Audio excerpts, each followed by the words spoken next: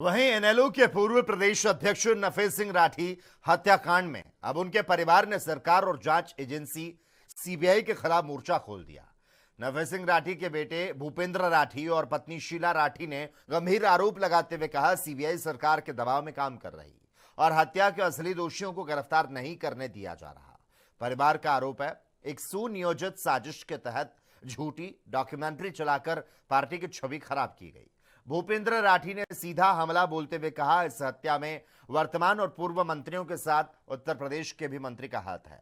उन्होंने मुख्यमंत्री नायब सैनी पर निशाना साधा कि मुलाकात के संदेश पर केवल मामला सीबीआई के पास है, कहकर पल्ला झाड़ दिया गया।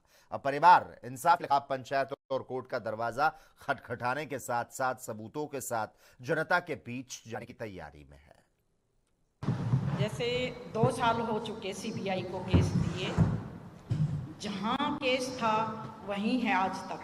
हम सीबीआई से संतुष्ट नहीं हैं, क्योंकि सीबीआई ने कोई भी कार्रवाई ऐसी नहीं की है कि जो हमें संतुष्टि मिले।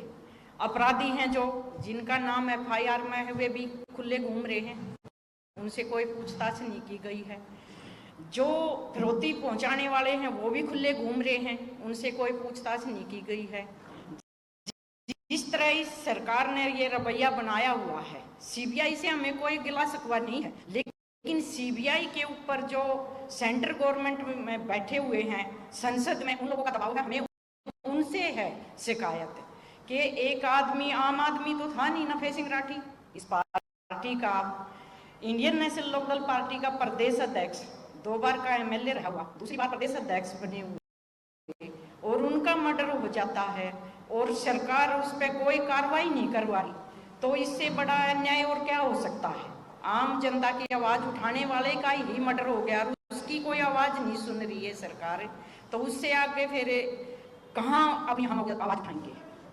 सरकार से ही आवाज उठाई जाती है, सीबीआई से ही आवाज उठाई जाती है, प्रशासन से ही आवाज उठाई जाती है, लेकिन उसके बाद आप लोग हमारी आवाज को कहां तक पहुंचाते हो और किस तरह पहुंचाते हो, उसमें सबसे ज्यादा योगदान हमने आप लोगों का चाहिए है।